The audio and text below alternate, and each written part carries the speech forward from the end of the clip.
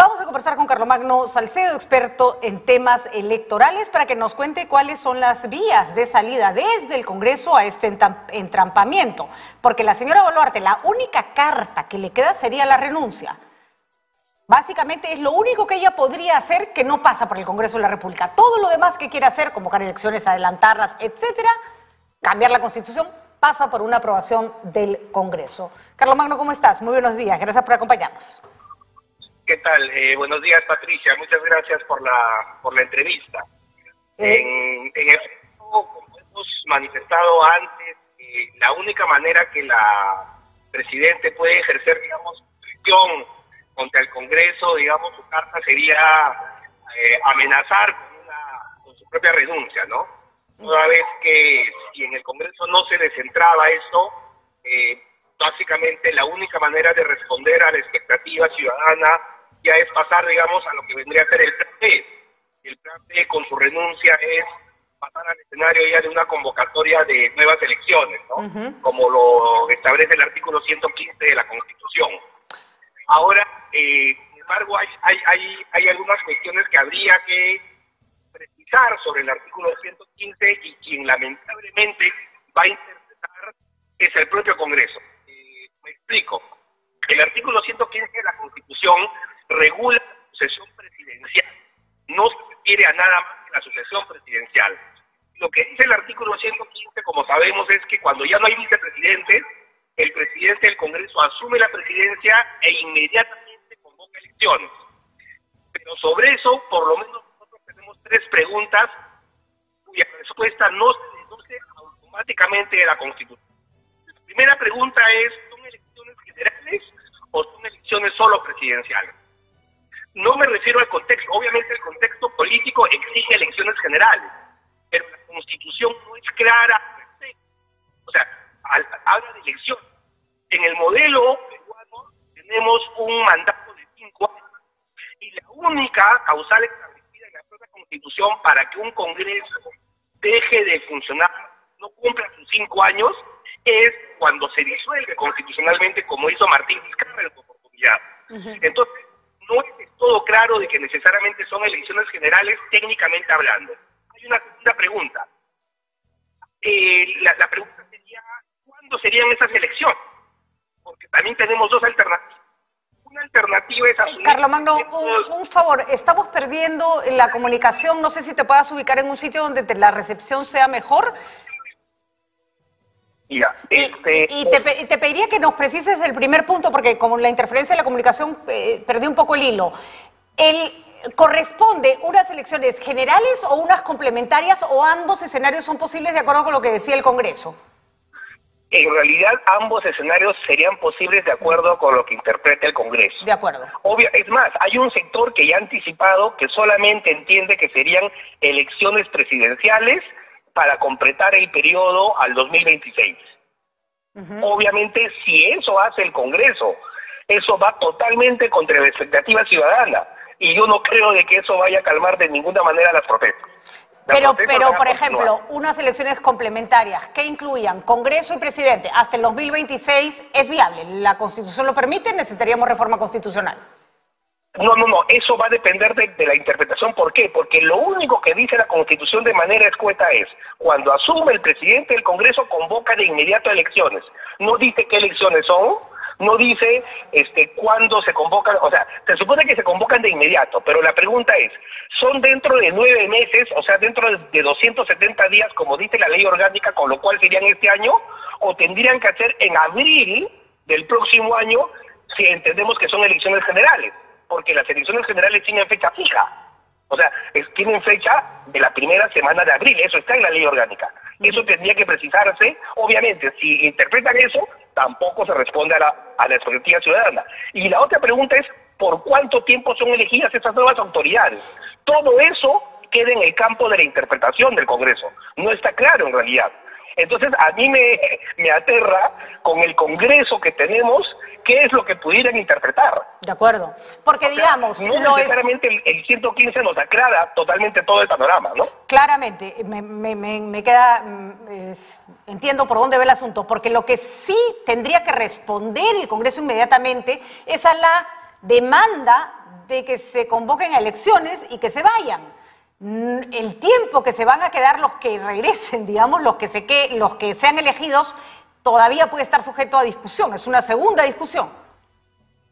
Mira, hay una cuestión respecto a la posibilidad, asumiendo que sean unas elecciones complementarias para completar el periodo 2021-2026, en honor a la verdad, yo no le vería demasiado inconveniente que los actuales congresistas tengan la posibilidad de reelección. Yo tampoco, porque para serte franca, Carlomagno, no creo que sean beneficiados con el voto, muy poquitos probablemente, ¿no? Exactamente, exacto, porque para empezar, los actuales congresistas primero tendrían que someterse a la propia democracia interna de sus partidos.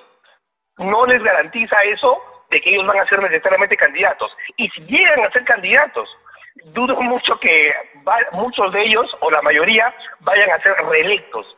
Entonces, digamos, la verdad, yo creo que es una cuestión en la que se podría transigir. Bueno, pues que finalmente que sea el elector el que decida si eso ayuda a desentrampar. Yo creo que lo ideal es que las elecciones que se convoquen en el escenario ya del 115, es decir, si renuncia a Dina Boluarte, sean elecciones generales, complementarias para completar el periodo al 2026. Y políticamente también eso nos da la siguiente oportunidad. Si estamos en el escenario de la renuncia, ya no van a poder haber reformas, van a ser elecciones con las actuales reglas, con los actuales competidores. Entonces la posibilidad de que salga algo mucho mejor es bastante alejado. Creo que es mejor entrar en un periodo, digamos, en que el siguiente Congreso complementario, que de alguna manera trabaje de una manera más meditada, con la renovación de la confianza que ha recibido del elector a través del voto, una reforma política electoral más profunda que ahora no se puede hacer. De acuerdo, en virtud de que a todos nos queda claro que sea como sea, estas no van a ser las elecciones, unas mejores elecciones que las anteriores, la idea es no quedarnos con el resultado de ese desastre por 5 años, más o menos, ¿no? Exactamente, y más bien que ese Congreso que se elija trabaje de alguna manera poner mejores reglas para que en el periodo 2026 empecemos en mucho mejores condiciones. Y yo creo que ahí sí vale la pena, en ese periodo que sería pues 2023-2026, más o menos, ahí valdría la pena, yo creo que sí, discutir cosas que son importantes, pero que ahora no se pueden hacer por el contexto. Por ejemplo, yo estoy a favor de la bicameralidad, pero que se discuta bien. Es más, sería ideal inclusive que eso pueda ser sometido a un referéndum, porque en realidad las reformas constitucionales en el Perú deberían pasar en segunda votación por referéndum. La cuestión de la reelección del Parlamento, la cuestión de las relaciones entre el Ejecutivo y Legislativo, la cuestión de la vacancia por incapacidad moral y su sustitución por un juicio político en regla contra el Presidente de la República. O sea, hay muchas cosas que están en la agenda. Además, Carlomagno, está claro que no todos los partidos están preparados para postular inmediatamente y probablemente lo que no quieran es tener que esperar mucho más tiempo para tener genuinas, eso sí hay que decirlo, intereses de presentar candidatos. Y claro, si te dicen igual lo ibas a hacer en el 2026, igual lo vas a poder hacer en el 2026, eso probablemente aligere la decisión de determinadas bancadas que hoy día dicen no, de ninguna manera, básicamente por intereses de que si las elecciones son mañana no tengan que presentar o no están inscritos. Eso me parece que se puede salvar con una elección complementaria. Ya entendí el punto en el que esa elección sería conveniente. ¿Cómo se salva el pedido de la izquierda de una asamblea constituyente, que nos puede parecer bien, mal, pero ahí está, es una demanda? Hemos tenido a la congresista Limache conversando con nosotros que nos decía, nosotros representamos a gente que votó por eso, y esa es la demanda que tenemos sobre la mesa. Por supuesto, hay congresistas que están dispuestos a ceder y a decir, bueno, ahora no, pero no son la mayoría. ¿Hay alguna salida que pudiera satisfacer esas expectativas sin que se haga una constituyente inmediatamente o algo así? No, dentro del actual marco constitucional no es posible satisfacer por una razón. En el Perú la norma que establece la forma de reformar la Constitución es el artículo 206, la cual ya ha pasado por sentencias del Tribunal Constitucional.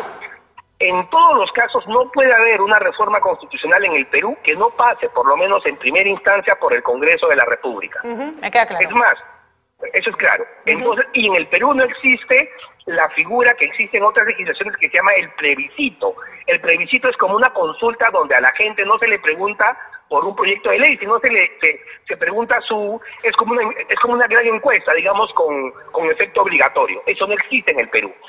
Se podría llegar a esa posibilidad de una asamblea constituyente, pero primero habría que reformar el artículo 206. Y yo estoy totalmente convencido que no existen los votos para reformar ahorita el artículo 206, ¿no? Porque, de ninguna manera conseguiría los 87 votos, no estoy seguro siquiera si conseguiría los 66 votos, pero si apuntaran a eso tendría que conseguir 66 votos y eso luego someterse a referéndum la modificación del 206. Si se modifica el 206, incorporando la Asamblea Constituyente como posible mecanismo de cambio constitucional, recién se podría allí pasar a esa etapa. O sea, se podría hacer, pero los pasos son muy largos desde este momento. Entonces el pedido de la izquierda no tiene sentido. Con lo cual, digamos, ahorita no hay manera constitucional de satisfacer esa demanda. No hay manera constitucional de satisfacer esa demanda. Es más, yo si fuera presidente del Congreso lo pondría a votación para que les digan que no, ya está listo, ya votamos, no se puede, listo, siguiente. Porque la verdad que en este entrampamiento no vamos a salir nunca, ¿no? Mira, en realidad se puede hacer eso, que si los congresistas de izquierda quieren eso, que presenten su proyecto de reforma del artículo 206 de la Constitución, incorporándole un párrafo, si se gustan, yo les ayudo a prepararlo, incorporándole un párrafo donde se dice de que una tercera modalidad de reforma constitucional es la Asamblea Constituyente. Y que eso se someta a votación. A ver si pasa el trámite de reforma constitucional. Y a ver si por fin nos tranquilizamos con respecto a ese tema. Muy bien, muchísimas gracias, Carlomagno. Salidas hay. La idea es que los congresistas encuentren una. Ese es el punto. Salidas hay. ¿Se lograrán poner de acuerdo, Carlomagno? ¿Cuál es tu expectativa? Sí. Mira, yo con todo tengo todavía una expectativa. Yo creo que el mejor escenario sigue siendo el adelanto de elecciones a través de la reforma constitucional y no la renuncia. En términos de que te abre un poco la cancha. Por ponerte un solo ejemplo, ha surgido en estas semanas un personaje que se llama el señor Alfonso López Chau, el rector de la UNI. Hay gente que dice, oye, sería un excelente candidato. Bueno, él, si Dina Boluarte renuncia, no podría ser candidato. Pero si se hace una reforma, un adelanto de elecciones a través de la reforma constitucional, también hay que aprobar algunos pequeños cambios constitucionales o reglas electorales para precisar hasta cuándo se inscriben los partidos, hasta cuándo se inscriben las militancias, ¿no? O sea, puede refrescar la cancha. Con la renuncia todo eso se cierra. Muy bien, es verdad, se va a tener que cambiar las reglas electorales porque la situación va a ser sui generis, cualquiera sea esta. Entonces hay que hacerlo de manera que se pueda tener la participación más democrática posible. Muchísimas gracias, Carlomagno. Gracias por tu participación y por aclararnos todos estos puntos necesarios. Carlomagno Salcedo dándonos su impresión de cuáles pueden ser las vías que puede encontrar el Congreso para salir de este entrampamiento en el que nos encontramos.